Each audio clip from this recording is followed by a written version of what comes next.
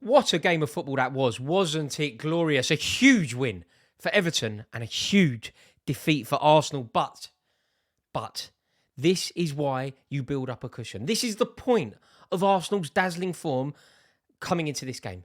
It's to give you outs. It's to give you the opportunity to drop points. You can't win every game. It's impossible. And the fixture list has been very unkind to Arsenal. Nobody wanted to play Everton today. Nobody wanted to be Sean Dyche's debut. Nobody wanted to risk Dyche ball. Nobody wanted to risk the new manager bounce at Goodison Park against Sean Dyche. Very unfortunate. I think it's fair to say that had Arsenal played this fixture 2 weeks ago, they would have slapped Arsenal up. But they've lost the game. How they react to this is what is going to be significant. I don't think this defeat in itself should be too problematic for Arsenal. There's certainly reason to be concerned, but they are still in pole position. The whole point of a cushion is for this precise reason. They have 5 points over Manchester City. They have a 5-point grace period. The whole point of acquiring a 5-point grace period is so that you can drop some points. I think it's fine. I think it is fine. Don't get me wrong. It's concerning for many reasons, and we're going to go into some of those reasons. But overall, I think it's fine. Firstly, we have to acknowledge it's very unlucky. As I just said, you don't want to play Everton today. If there's any time to play Everton, they've literally drawn the short straw there.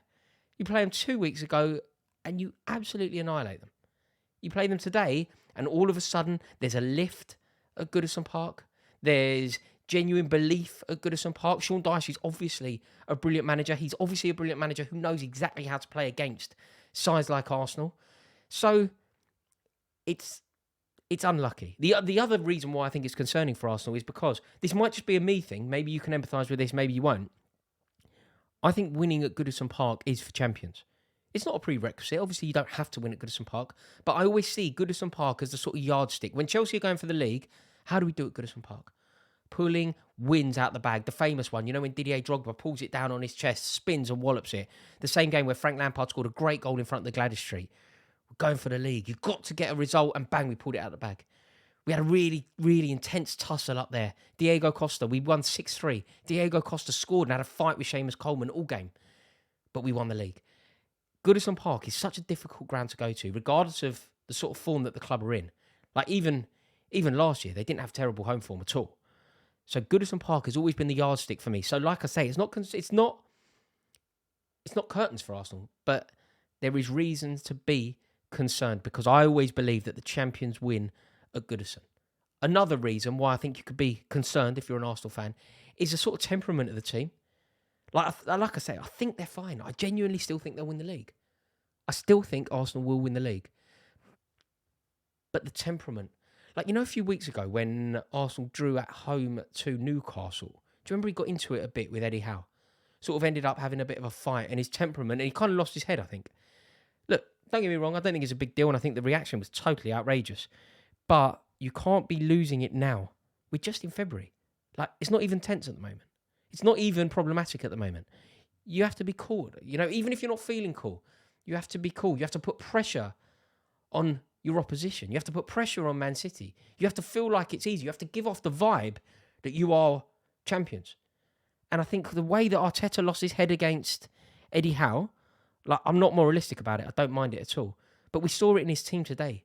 His team were irate. They were losing their head. They needed to keep focus on the 3 points.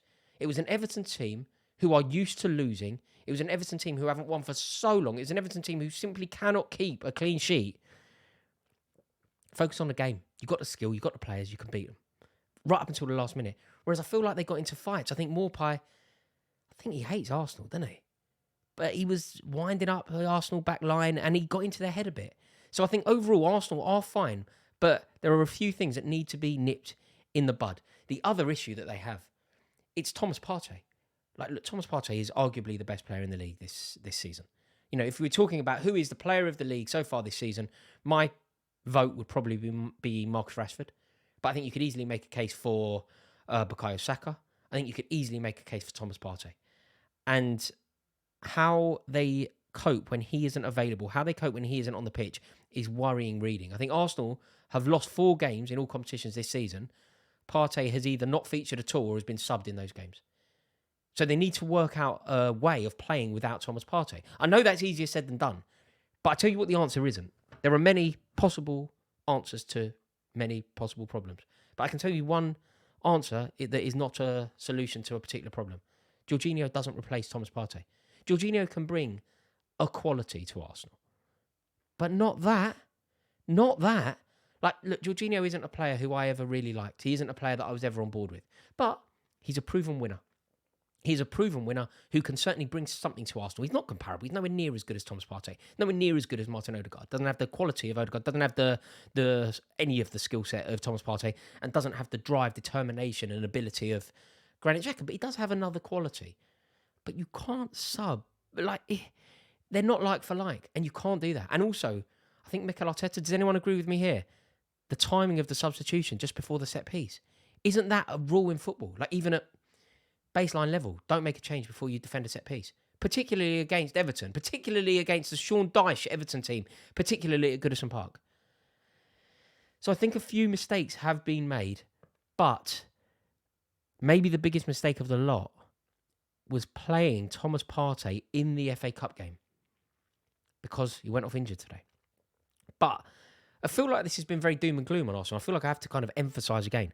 I still think that they are going to win the league.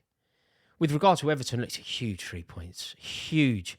And they did it straight away. They just went Dyche. We knew what was coming and it happened. They were compact. They were dedicated. They were up for the fight. They were 4-5-1. They were snapping into tackles. It was Dyche ball right away from minute one. And they deserved their win. Do you know what? There was a moment. Did everybody notice this? The moment. It was Onana. He won a 50-50. He won another 50-50. And then he won a throw-in. And he celebrated it as if he had won the European Cup in the last minute for his team. The passion, the drive, the determination, the desperation to win. Got the good, not the Goodison Park needed an invite to be any more raucous. But it got everybody like going. It's exactly what I want from a midfielder, that. Tenacious, fighting. And you could see that Everton wanted it. And they were so primed and ready to be a Sean Dyche team. It's so impressive. But even with Sean Dyche at the helm, those Evertonians can't believe it, I'm sure. I doubt Sean Dyche can believe it. I doubt the players can believe it. They must scarcely be able to believe that they gave the league leaders a real run for the money and then ultimately gave them a bloody nose. Like, huge, huge. Look, their winless run is over. And they've ended it against a team who haven't lost since September. But there is a positive in that for Arsenal as well. In September, if I said to you, your next defeat will be Feb, you'd have taken it. And you go on another run like that, you win the league. Simple as that. You go on another run like that, September to Feb, you go Feb to May, you win the league. So I think it is still there. But it depends what way you look at it. Look, I think Arsenal overall, they could have gone 8 points clear. But they are 5 clear. And Tottenham could, and have done it before, take points off City. Tottenham are dumb enough to do that. To do their nearest and dearest rivals a massive favour. It is totally possible. But overall, this game has ended. Everton 1, Arsenal 0. And it was all because James Tarkowski rose at the far post, overpowering Odegaard and slamming the header in. Simple as that, really. Dwight McNeil into James Tarkowski, into the back of the net, all being overseen by Sean Dyche. Burnley 2.0. Thank you so much for watching this video. Love to hear your thoughts. Do you agree with me? It's fine, isn't it, for Arsenal? Or, if you're an Arsenal fan, are you now slightly scared? Let me know in the comments below. See you all in a bit. Have a wonderful, wonderful Saturday afternoon.